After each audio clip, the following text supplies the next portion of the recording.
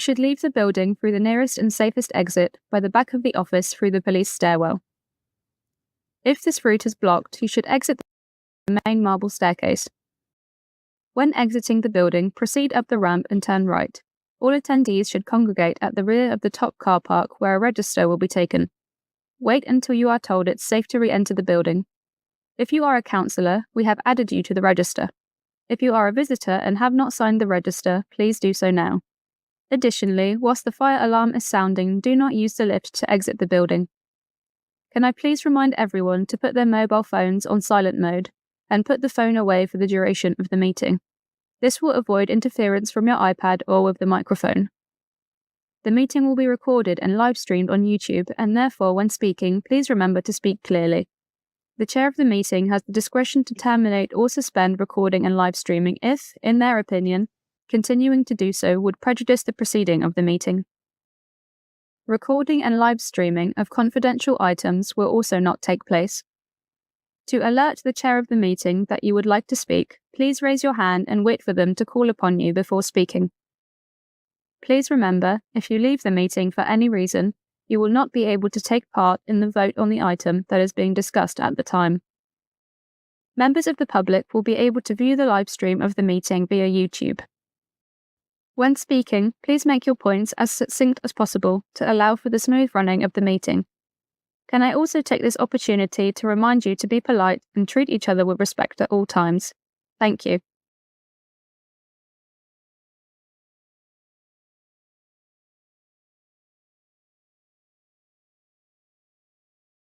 Thank you very much, and welcome everybody to this evening's meeting of the Taunton Town Council Personnel Committee. First up on the agenda, as we have no members of the public here this evening, any apologies received? I believe Councillor Tully has sent his apologies, and we hope to see Councillor Smith-Roberts at some point during this evening. Item 2, declarations of interest. Does anyone have any declarations that they need to make at this stage? No declarations of interest. Thank you very much. And item 3, minutes of the last meeting. Has everyone had a chance to have a look at these, and do you have any comments or corrections to make? Lovely. Do I have someone who'd like to propose them as a record of the last meeting? Thank you, Councillor Pollard. A seconder? Councillor Deane, and all those in favour? Thank you very much. That's passed. I will go ahead and sign those.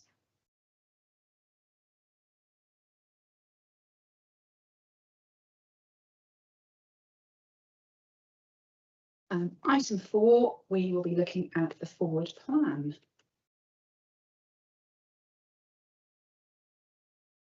In the diary, would anyone like to present on this? Or are we happy for me just to read out what's coming up next? So at the next meeting, which will be the 3rd of December, we will be looking at the budget, which will be I think the bulk of the meeting. Also the working abroad policy, the employment recognition scheme review, the loan working policy, and a confidential starters and leavers recruitment update, pending anything else that may get added in the meantime. Do I have any questions or comments on that? All happy? Okay, there's someone who would like to propose that we note that as a record. Councillor Pollard, seconder. Councillor Firmin, all in favour? Duly noted. Thank you very much. Always lots to look forward to. On to this evening's business, and we have first the dash cam policy. That would be Bryony, if you'd like to present them. Thank you. Thank you. So the policy was written by our health and safety lead, John, but he's unable to make it this evening. I'm familiar with the policy and I've helped with it, and we're actually looking at specification of cameras at the moment, so I've been involved in that as well. But just to give an outline of the policy, so it's a fairly standard document for any organisation that has the use of company or council-owned vehicles as part of their role. The why is covered hopefully in the first section, which is just mostly around keeping our people and our assets safe. Also includes a bit of an overview, and there is a section in there around when recordings would be accessed with a mind to sort of privacy and GDPR there. Employees there is a section in there around their awareness of the cameras and expectations around their usage of the cameras. And as I said, we are currently looking at some specification around what we would be wanting. So things like night vision, wide angle lenses, a certain quality of recording, and also parked mode as well, which is where you can record even if there's nobody in the vehicle. So for instance, if one of our vehicles was to get hit when there was no one in it, we would still have footage of that. So yeah, happy to take any questions. Anyone on the committee have a question? I have one, but I'll let someone else jump in first if we've got anything. Councillor Firmin. It says implementation with immediate effect. Does that mean we've already bought the cameras? We just need to put them in? No, I was waiting to get approval. So as soon as you're happy, then we would be looking to purchase them, but I didn't want to jump the gun. So no.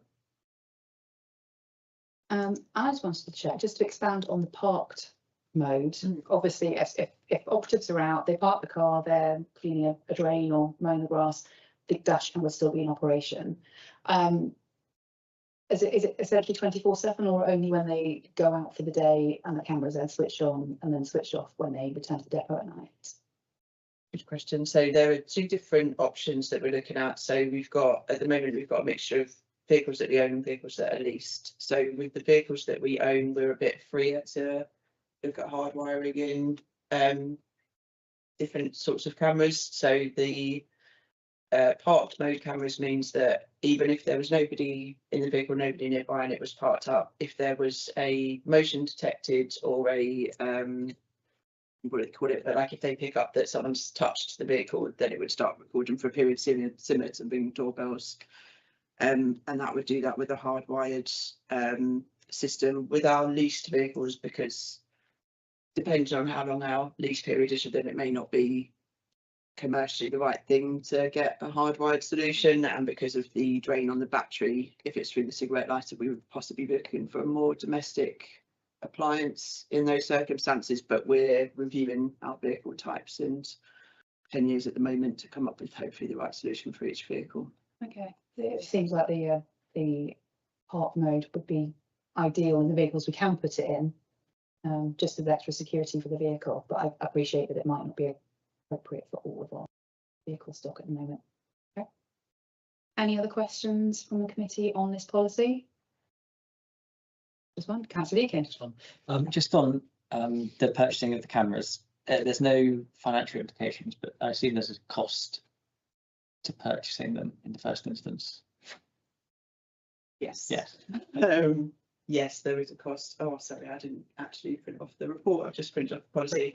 The cost, the initial capital cost, is being recovered from our IT budget in order to have them, but we are looking at, because there are options around cloud-based, which has obviously got that ongoing revenue cost.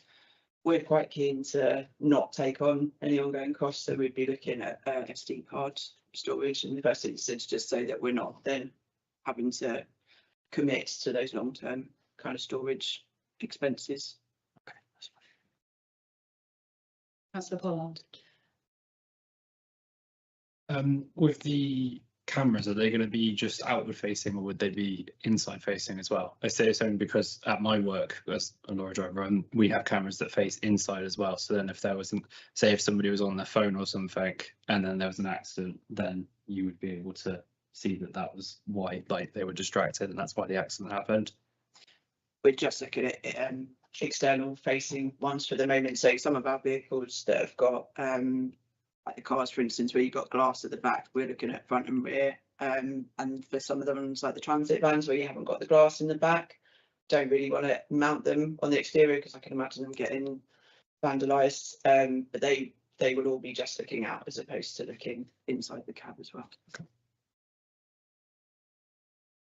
Okay, if there's no more questions on the policy, is someone happy to propose that we adopt it per the recommendation? Councillor Pollard, do I have someone to second that? Councillor Firmin, all in favour of approving the policy? Unanimous, thank you very much. Thank you. Next up, we have item 6, the redundancy policy. That's Nikki presenting on that. Good evening. Yes, so the redundancy policy is a reviewed policy. There was an extract taken from our existing employee handbook, and we've expanded on this to make it a policy in its own right. Obviously, it's been written in line with best practice legislation and ACAS guidelines, and overall it demonstrates our commitment to avoid redundancies wherever possible. The additional detail that's been added includes more on the individual consultation process, the redundancy protection that's given to pregnant and new parents, which is aligned with ACAS guidelines. We've put some additional information about local government pension scheme implications for those being made redundant and support in place for employees.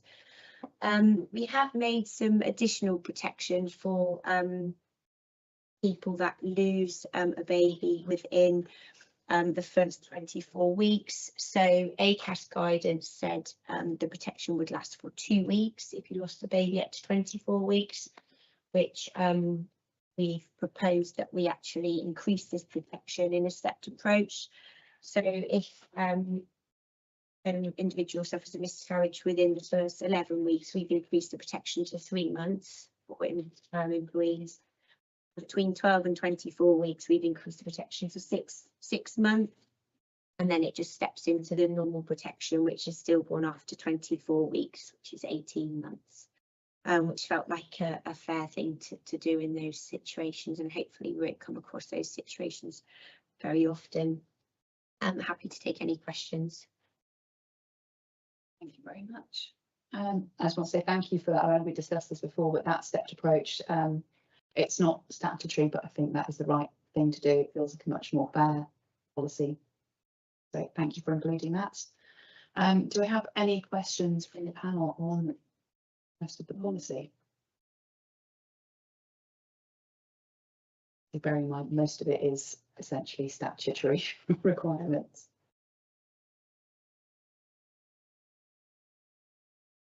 I'll give Councillor Smith-Roberts a couple of minutes. I'll say welcome and thank you for making it, and give you a couple of minutes to get yourself into council mode. Otherwise, if there are no questions to raise on that one, I'm happy to propose it. I've had a really good look through and I'm really happy with the content, particularly with the revisions that have been made. And so I'm happy to propose this policy. Recommendations, do I have someone to second it? Councillor Pollard, all those in favour of adopting the policy? Thank you very much. That is unanimous.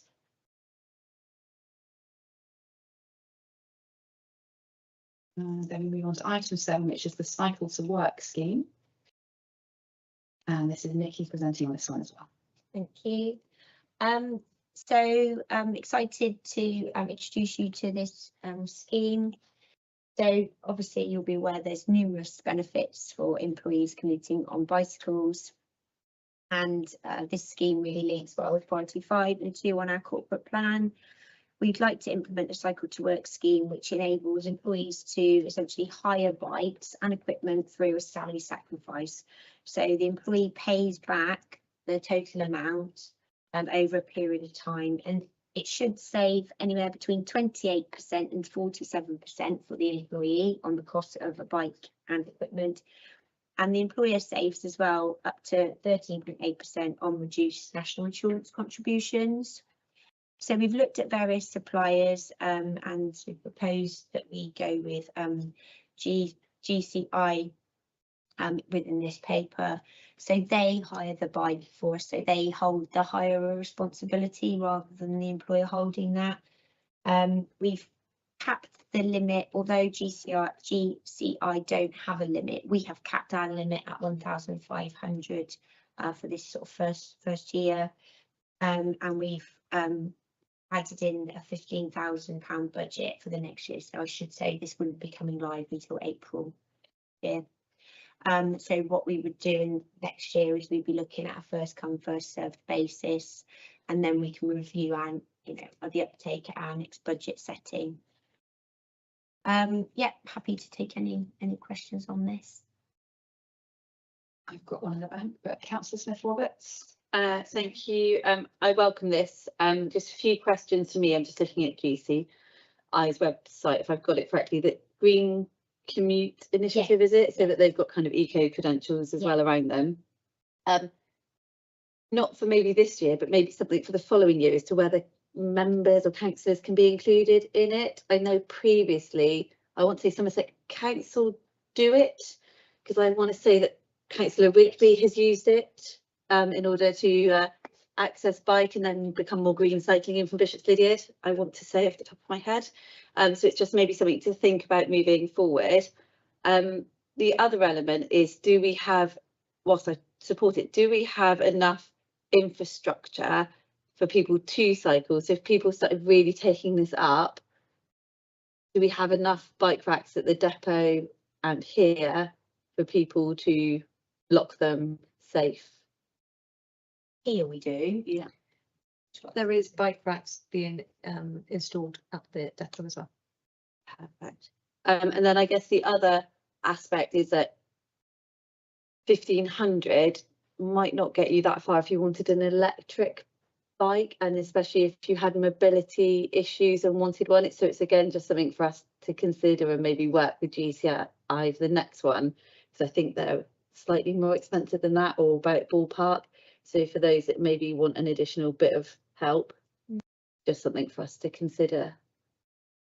I spoke to GCI because originally we said about 1,000, because I think historically that was what I think my previous employer capped it at, and she was saying, okay, you can probably get a basic bike, you know, electric bike for between 1,000 and 1,500, but obviously people with mobility issues, we might have to look into that. And I guess what we're saying is that's the limit for now, but it is a bit suck it and see. It's the first time we've done this, so I guess we would look at the uptake and maybe on a case by case basis if we needed to get some more funding for, you know, particular individuals. I think that would definitely be into even this year. I have a question about, there's a clause in there that says you once someone applies, you have to make sure that the salary sacrifice doesn't take them below national minimum wage. I feel like I appreciate that you might be legally restricted by that, but it feels unfair that anyone who is on a very junior position and maybe relatively close to national minimum wage would essentially be disbarred from using the scheme, and they may be the people that would most benefit from using the scheme. So I don't know how, if there is a workaround or if we are legally bound. We are legally bound by that. Yeah, we are legally bound, but that's definitely a really good question, something we might need to think about, I think. Do we have any more questions from the panel? Oh, my other point, I have had another point, sorry, brainwave. I'm wondering if this is successful, can we work with On Your Bike to come in and do some servicing for our bikes? I think my workplace does that. And then they do stuff for like National Cycle Day, where people cycle into work and they get like free bacon.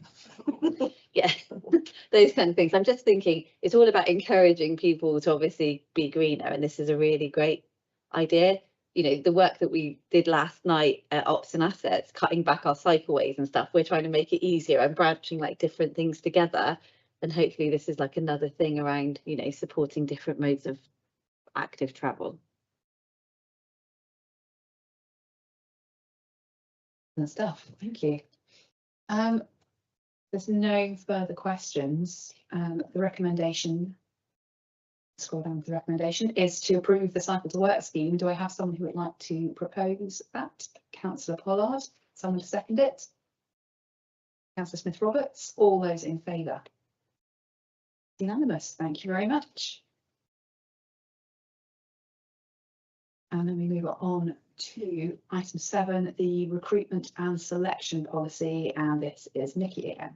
Sorry, me again.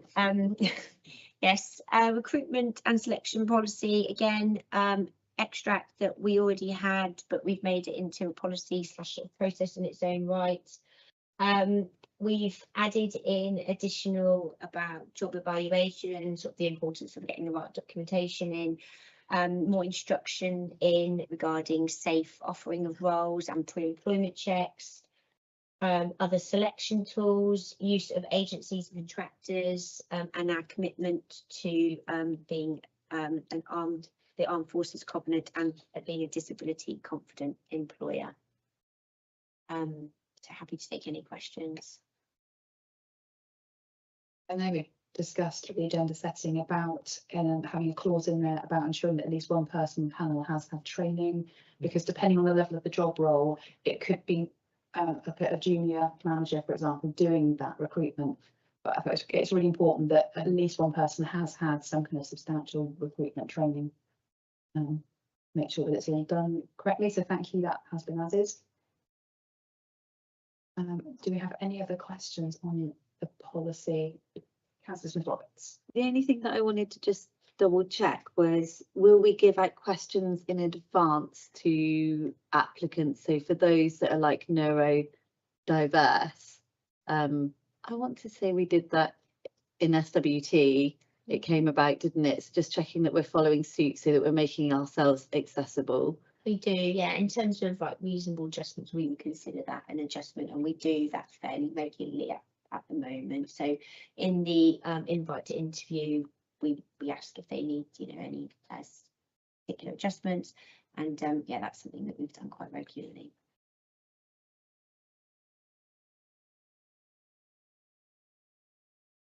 Oh, yes. No, you go. Sorry. Yeah. In terms of those reasonable adjustments, I think it says that it's only with people with disabilities, it's only where they've declared that in advance. Do we check? Is there? I'm just wondering if there was wording on the invite to interview to remind people that if they do have a reasonable adjustment, that is the point that they do need to let us know, even if they haven't declared it in the application. Yes. So there's the bit in the application form which they obviously don't have to declare. And then yeah, we always add that as well in the invite letter. Okay, thank you. Councillor Deacon. Yeah, thank you. I just wanted to ask about both shortlisting and the interviews, where we've got at least 2 people to do either of those things. Mm-hmm. In practice, is it normally more than that? Is that a minimum? It just feels 2 feels a bit low. So, but I'm sure the practice might be a bit different. Yeah. It's normally 3. It's more often than not 3. That really is the minimum. Is 2. So in terms of the shortlisting, obviously that's done separately as well, and then we come together to do the scoring. And we've designed templates which are available, and they do have quite a lot of guidance on those templates as well. So with the shortlisting, it's about making sure and reminding them, you know, about the Armed Forces Covenant and the fact that we're a disability confident employer. So making sure that if anyone has declared that they have a disability, then we're offering them an interview if they meet the essential criteria. So hopefully, you know, with that extra guidance as well as the policy, it should just be a bit of a reminder.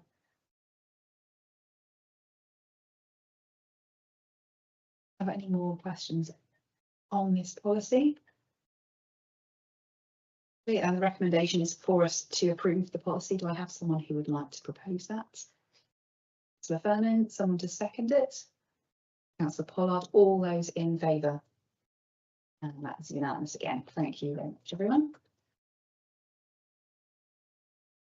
Just realised there were 2 items 7, so apologies for anyone listening online who thought I was having a moment. That should have been item 8. So item 9 is the long service policy.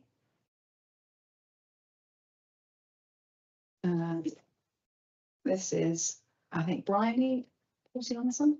Yes, please, thank you. So this one has been written in conjunction with Donna, so there might be questions for both of us on this one. And if it was signed off, it would come into force not until April 2028. So the policy is in order to celebrate and encourage long service with Taunton Town Council, as we reach our third year. So there is an outline on section 4 and 5, which talks about what those incentives are, but they on the whole, it's vouchers on our perks box, leave, and then the opportunity for praise and recognition. And the milestones are also on there as well. So they start from year 5 and then every 5 years after that. And then the additional leave incentive is below 8 years, 1 additional leave, up to a maximum of 5 every 3 years after that. I do appreciate there is probably a little bit of overlap between this and the policy that we're going to be looking at in a moment, which is the annual leave review. So it might be that one impacts the other, but they were both ready at the same time. I'm happy to take any questions or give any additional details. Councillor Smith-Roberts. Fully support this. I think it's good to encourage people who want to work for the same organisation to do so. You know, in lots of places people now move around far more often, but actually when you've got an organisation like this where people can learn different skills by moving sideways as well as upwards, hopefully that kind of looks to encourage that. I think one thing I'd quite like to do is where they get a certificate of appreciation signed by the town clerk and mayor, it would be great for other councillors to be able to put their appreciation is, especially where we build up like really good, strong relationships with individuals. So if that's possible, that would be quite nice. I look forward, if I'm still here in 2028, to hand out some of these awards, if that's right. Thank you. I think we'll be reviewing the policy again. Yeah, you haven't done the budget for that year. I had a query about this. I'm genuinely in favour of having recognition. I think the 5-year milestones are great, and the using perk blocks, I think it's great. My query is around the leave and how it might contradict slightly or tie in with the proposed annual leave policy, which we're about to look at. The wording of this, I have to say, isn't 100% clear to me. The under 8 years, does that mean at the 5-year? Yeah. At the 5-year marker, so it might be worth just tweaking the wording to say at 5 years. Apologies, I realised that my love of the use of hyphens is that quite unclear as well. Because like just for clarity, for anyone whose brain works like mine, it might be better to word that as 5 years you get an extra 1 day, and then every subsequent 3 years. That would be clearer to me. It's how it ties in with the various the leave policy, which I think we're not looking at that now, but I'm aware it's coming up very shortly, and that also looks at a variety of stepped increments. So it's quite hard for me to make a really hard and fast decision on this, knowing that it might be sort of double. The double rewards for staff is fantastic, and I don't want to do anyone else with extra rewards. But the annual leave policy does have cost implications calculated for the various different amounts of time off. I was wondering why the 3 years rather than every 5 years. Well, in terms of all of the other rewards are every 5 years. I think it was just in recognition of the fact that for a day off, 3 years is quite a long period, and it seems to mirror quite a lot of sort of similar organisations that go up in that sort of 3 yearly increments after the initial 5-year period.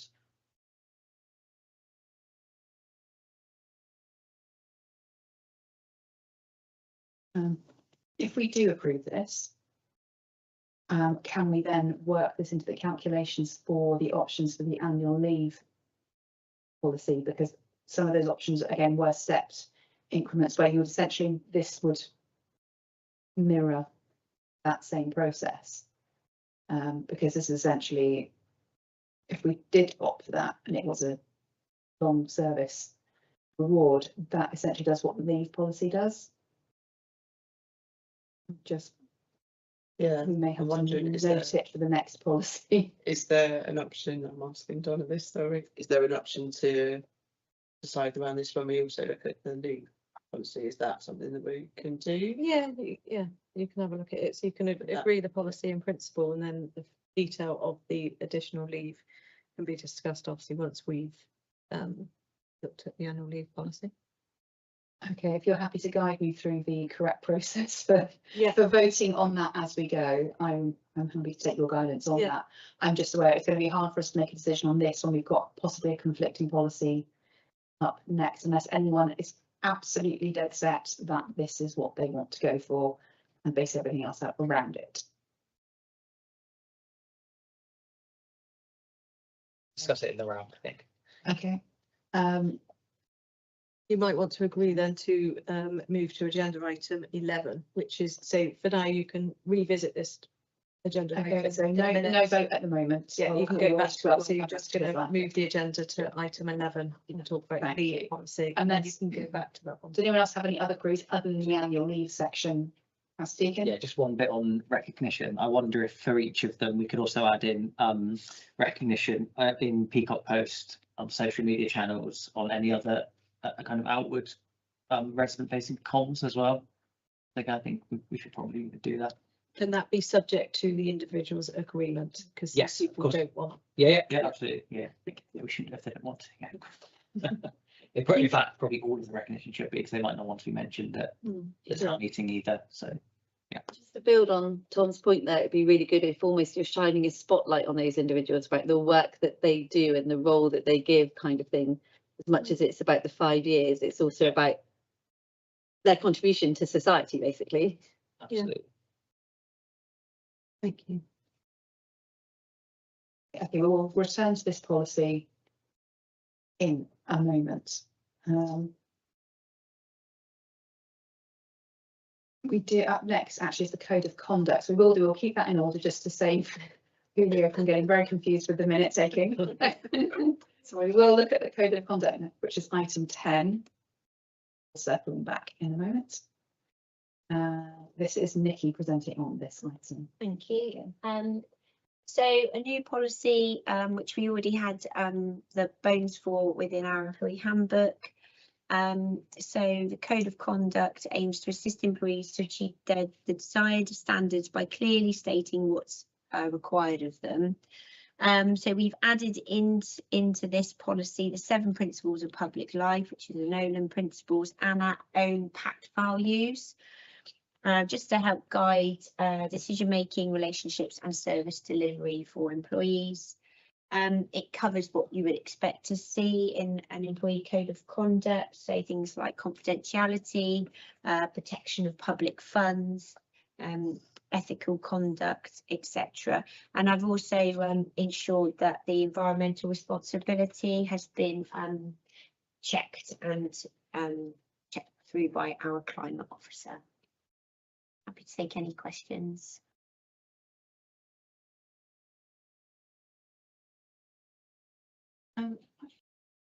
Just a small point on the political neutrality.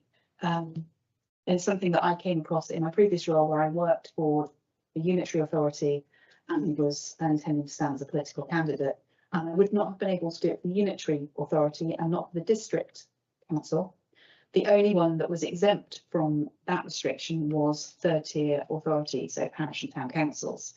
So I'm just wondering, is that something that we've opted to do specifically for us, or whether that one is statutory? Because I understood that third-tier authorities, of which we amazingly still are, given our scope, that they were exempt. I need to check that. Be perfectly honest. Even with a restricted, technically with a politically restricted role. And again, we may want to adopt that separately, but I just don't know if it's that bit is statutory. Councillor Deacon? Yeah, just on that, so I think in here, so I agree there are probably certain roles that are particularly restricted, and they should probably be specified as to what they are. I think the wording does give, I think, the scope for what you're asking, which is in respect to their duties, they shouldn't be politically biased. So as long as you can, as an employee, separate that you might have an elected role over here with one hat on, but when you're in the workplace, your duties shouldn't be, persuaded either way by that political. But I think that wording probably gives enough. We should be clear on it, but I suspect that probably gives enough scope to enable that, because I think we shouldn't stop people from wanting to do those things if they want to. I think there's generally restriction of you standing for an elected position within the body that you're employed by. Yes, That's generally given to be the case. Yeah, yeah. But having researched the political rules about who you can and can't stand for, the third tier authorities have got slightly different rules that apply to them. And it's whether we have to stick to the statutory ones or whether we can have higher protections because we want to. And it's usually outcomes roles or possibly senior strategic roles that might be restricted. Yeah. My understanding.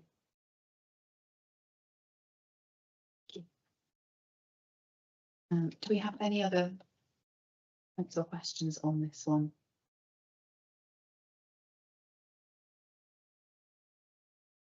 Councillor Deane. So just on the gifts and hospitality, I think I was actually reading the words from my notes from earlier. Does it also include in here? So it says all gifts and hospitality given or received of whatever value should be entered. Does that just include offers of gifts as well? That's implied in there, that it's not just whether you accept it or not, it's just an offer of a gift should also be logged. I think if everyone agrees, I think we should know that it should also be offers as well.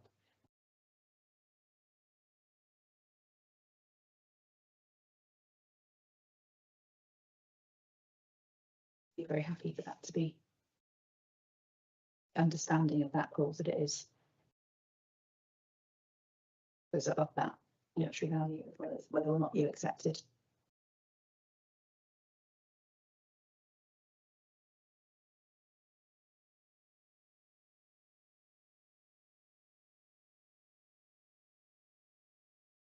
Otherwise, do we have any further questions?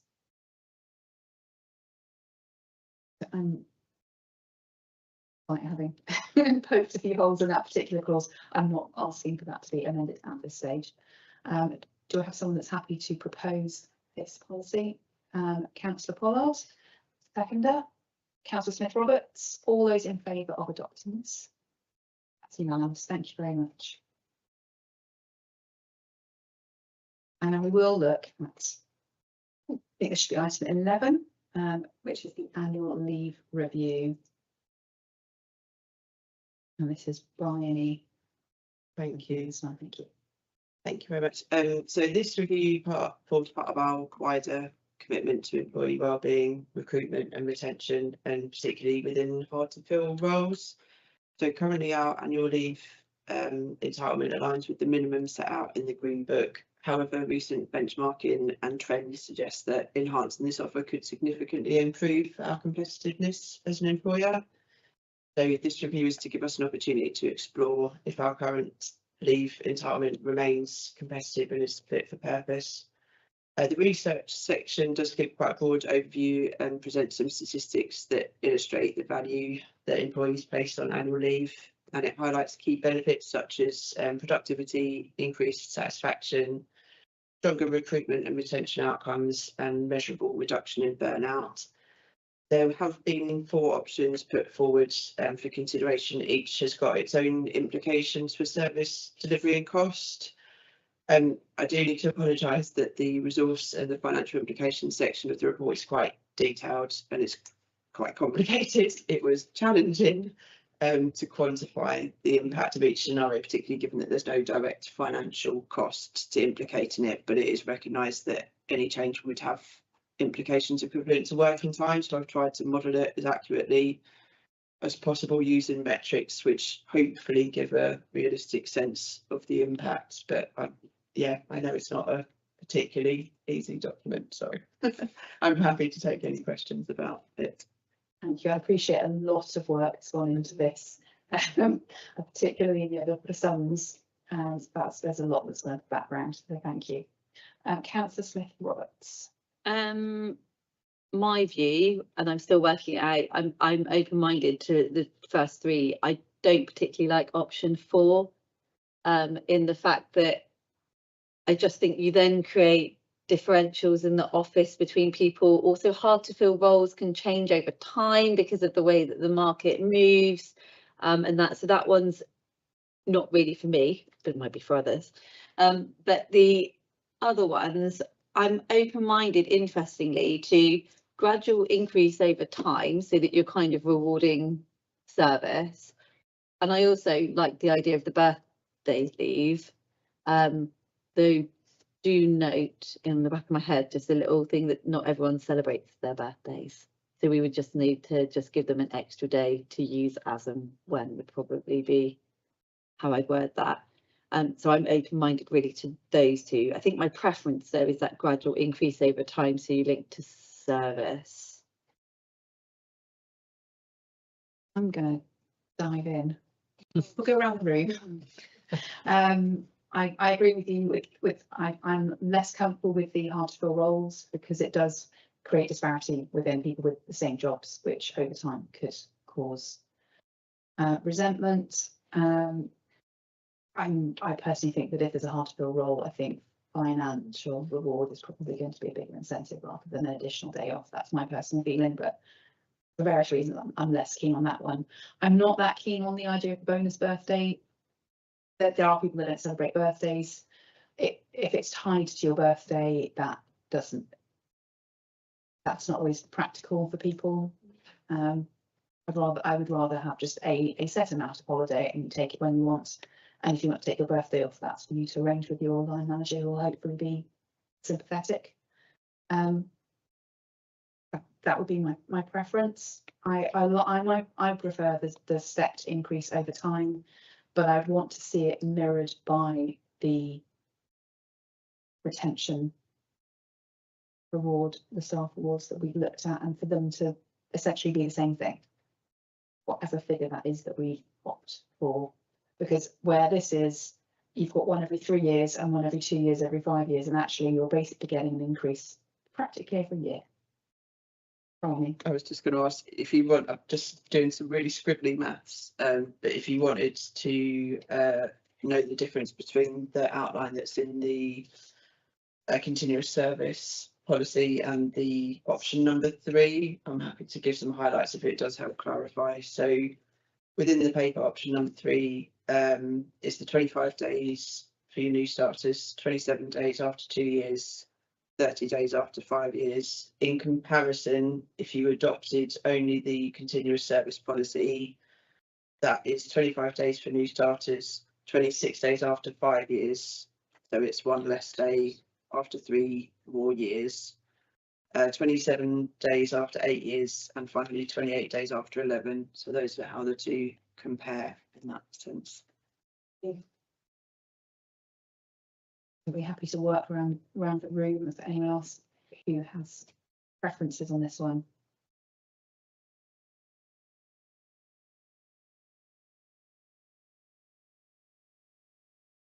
Does anyone else feel ready to comment? Councillor Pollard, who's diving in. I'm personally in favour of option 3 as well, but like what has already been said, I do like the idea of the birthday increase as well, but then maybe just make it so that if people, like, if they don't have issues with, I didn't even think about that until you mentioned it, but if people don't celebrate their birthday for whatever reason, maybe could make it optional, where like they could, you know, like if they go to their line manager or something, then, you know, make that adjustment for them maybe. But I would go with option 3 personally. I was just going to make one point about the birthday leave, because it was something that was done, I want to say it was WT.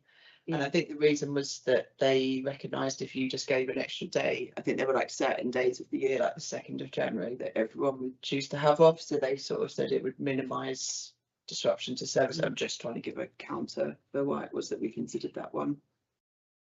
But realistically, we would be looking at the business requirement when agreeing to any leave anyway.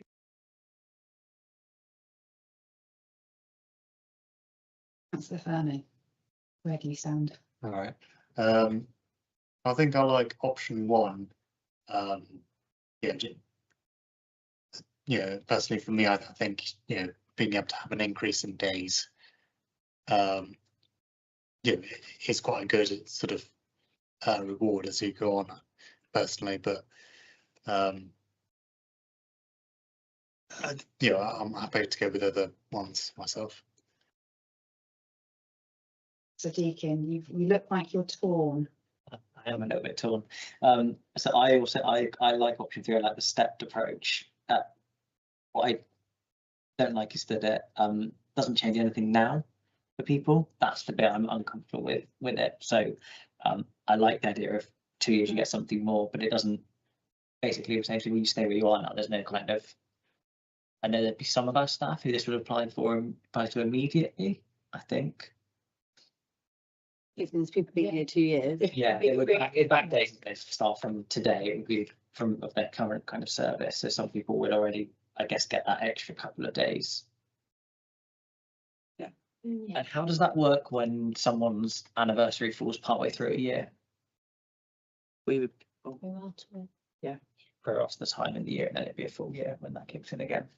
Because I think in the other policy that we have not yet agreed, Yeah. the suggestion is that the award goes in the year, it's May of the following year. May of the year after the landmark.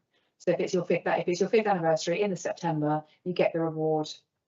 You get the award and the reward in the May following. So it could be that the leave kicks in the which are leave years calendar or financial. So that it would kick in the April. Yeah. So the year following your anniversary. In its entirety. Yeah. So you would, sorry, I was You would just get it thinking, prorated, would you? You'd get you it. wouldn't get it prorated. So your anniversary, so if the year ran 1st of April to whatever it is, 30th of March, if your anniversary was on the 2nd of April, you don't get the benefit until all the way around the next year. You've almost worked 3 years. Which is So we'll be looking at doing on the anniversary. Can our On the software cope with that? Sometimes it's whether they. yeah. Okay. I definitely So think that's doing it. on the anniversary of start of service. Okay. The other question I had, and this relates to the other policy as well, is length of service. Does that count staff who've 2P'd over from in terms of continued service? Because that could actually mean that some of our staff are already on incredibly long service. And I thought that was the implication of one of these. It mentioned it that the financial cost included people who had already been on long service. Do you know the answer to that one? We've got 3 that TP'd over, didn't we? Yeah. And they've got, I think, 29. Anyway, so I wouldn't be sure how many years exactly they had. But they can only go up to the maximum anyway. If they came on 29, they can only go to whatever. But we are commenting any staff at 2P over from a similar from a service. If it's We based on- count that as long service. That goes into their long service record. Yeah, if it's based on continuous service. So I don't want to disadvantage anybody into making sure that that is Yeah. the case for the various staff that we have taken on. Positions. Okay. It sounds like option 4 is everyone's least favourite option. Let's take a little straw poll around and those who would be in favour of option 4, if I can just have a quick show of hands who wouldn't be in favour of option 4, because we can put that to one side. Just checking what was the recommendation? Is the recommendation to actually choose tonight or to get you to go away and do some further refining if we pick a favourite horse? The recommendation was just to consider, Yeah. so I'm happy with whatever outcome, because you're not obliged to go with any of them. It may be that following the review actually think that we are currently fit for purpose and competitive enough. Per the rules, you can propose if you want to make a proposal at this stage, you can dive in and make a proposal. I don't think I'm legally allowed to stop you, Councillor Smith. I'm not trying. I'm just thinking whether I'm quite happy to propose we go with option 3, but with the adjustment that holiday starts from their anniversary date, not on our financial year. So we calculate it from their start date. And that we make sure that 2P'd employees continue their length of service. I'm working whether to make an amendment to that or hold off and just make that part of the other policy. Hold off on that. Or whether it's basically the policies have to mirror. Yes. They do have to mirror. Yeah. In the other, Do they have to mirror? essentially, they can't contradict each No, other. the holiday, oh, you're talking Yeah, about the yeah, holiday leave mirroring, the element leave, has to dovetail together. yeah. You could take the leave element Can out I of. just I was going to take the leave element out of the other Can I one. just double check in the other policy, the reward policy, Mhm. the maximum additional was 5 days Yes, overtime, yeah, and this policy has a 5-day increase. Yeah. yes. But in just in different amounts. Okay, yeah, that's fine. I will. Yeah, because my view was is if we went with this one, that I would propose to remove the leave from the other one. So we have a proposal at the moment to look at option 3, to take that option forward, and have the anniversary or the date of its implementation for the increases be the anniversary of employment. And that would start from now? The 1st of October? Yeah, It's the 1st? it is the first. And that would and to include staff who are TP'd over in terms of long service. Okay. Do I have someone who would like to second that proposal? Councillor Pollard, thank you very much. All those in favour of recommending that is the bones of the policy that we take forward, which I appreciate may then need to be written in full. We'll come back to us. So all those in favour? Amazingly unanimous. Thank you very much. Thank you, everyone. Thank you so much. And I didn't even look at the cost implications after all your hard work. I did look at it. I did. Thank you very much. Oh, what's my number? Yes, 11, sorry, yeah. I've got mine. It's down as item 10 twice on mine, but that is, We've got to go back to 9 now, don't we? so that was item 11, annual leave review. We've opted for option 3 to be carried forward. So we will circle back to item 9, which is the long service policy. And I think you were going to make a proposal. Would you like to make that proposal? Yeah, so on this one? what I'd like to do is propose the awards in regularity, but remove the additional annual leave incentive. Yeah. And then we revisit this in a year's time, because then if we think that there are recruitment issues or other things, maybe we come back to this and see what it does it do to our budget for any additional leave on top of what we've just decided. Does that make sense? What is the review policy, review cycle, sorry, for this policy? 3 years. Every 3 years. So we'll just have to timetable in an additional mid-term review. Yeah, I'd just like to see the impact on the budget, how things are working, and then if it was that we wanted to do additional using leave as a reward on top of what we've just done, that would be a discussion later down the line. Can we put that into the forward plan then for this time next year, just to have a. There isn't going to be anyone, because it's 5 years, isn't it? Is the first. Yeah, I think for me though, it's about the impact of the decision that we've just made The leave policy. with the leave policy on our budget and Under recruitment. on recruitment and on Mhm. like operations, to go, if everything's stable, do you then use leave as a reward on top of that? My thinking, Yeah, just a review. yeah. So just to confirm then, the proposal is to adopt this policy as it is, but removing the clause by the additional annual leave incentive and remove that portion policy. Do I have a seconder for that? Councillor Pollard, all those in favour? Lovely, that is unanimous. Thank you very much. And thank you for bearing with me, throwing things out of order. And thank you, Julio. It's nice to keep you on your toes. We move on to item 12, which is access to information and motion to exclude the press and public. For items 13 and 14, the recommendation that under section 100A (4) of the Local Government Act 1972, The public be excluded from the items of business, agenda item 13 and 14, on the grounds that it involves the likely disclosure of exempt information as defined in paragraph 3, respectively, of part 1 of Schedule 2, 12A of the Act, namely information relating to the financial or business affairs of any particular person, including the authority holding that information. But do I have a proposer for that motion? Councillor Pollard, seconded by Councillor Smith-Roberts. All those in favour? It is unanimous, and I move that we do go ahead and exclude the public from this next items. Who's on the sofas? You look at the silverware outside there.